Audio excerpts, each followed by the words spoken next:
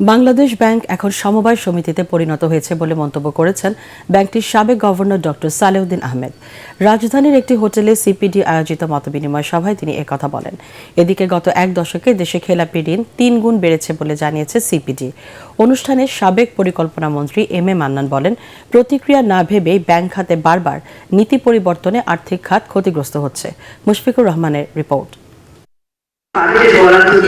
Banking খাতের দুরবস্থার কারণ হিসেবে বাংলাদেশ ব্যাংকের স্বাধীনভাবে কাজ করতে না পারা, রাজনৈতিক প্রভাব, সুশাসনের অভাব, খেলাপি ঋণ মামলাগুলো দীর্ঘদিন ধরে আটকে থাকা সহ বেশ কিছু কারণ উঠে আসে সিপিডির গবেষণায়। ব্যাংক একীভূতকরণ দূরদৃষ্টিসম্পন্ন পদক্ষেপ হয়নি বলেও মন্তব্য করেন সংস্থাটির নির্বাহী পরিচালক। খারাপ ব্যাংকের সাথে ভালো ব্যাংক যখন একত্রিত হবে তখন ভালো ব্যাংকটাও কি খারাপ হয়ে যাবে কিনা, এই যে খারাপ ব্যাংকের পরিচালকদেরকে সেখানে তাদের বলা হয়েছে 5 বছর পরে তারা আবার তাদের স্ব-আসনে প্রতিষ্ঠিত হতে পারবে। এটা কোন ধরনের নীতিমালা?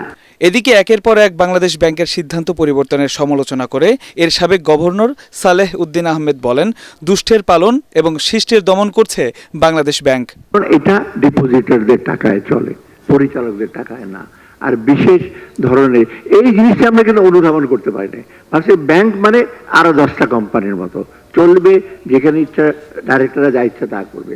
বাংলাদেশ ব্যাংক ব্যবসায়ী with due respect with bank director অর্থাৎ যৌথভাবে বোধহয় তারা ডিসিশন নেয়, মানে তাদের চাপ আছে। রাজনৈতিক প্রভাবে ব্যাংকের লাইসেন্স দেয়ায় ব্যাংকিং সেক্টরের এই দুরবস্থা বলে মন্তব্য করেন বক্তারা। এতে সাবেক পরিকল্পনা মন্ত্রী এম এ মান্নান বলেন, নতুন করে ব্যাংকের লাইসেন্স দেওয়ার ক্ষেত্রে সরকারকে আরও সচেতন হতে হবে।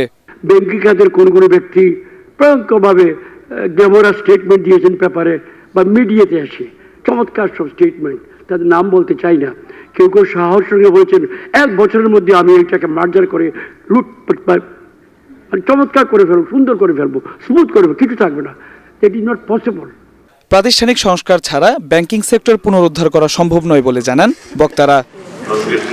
মুশফিকুর রহমান, এটিএন বাংলা, ঢাকা।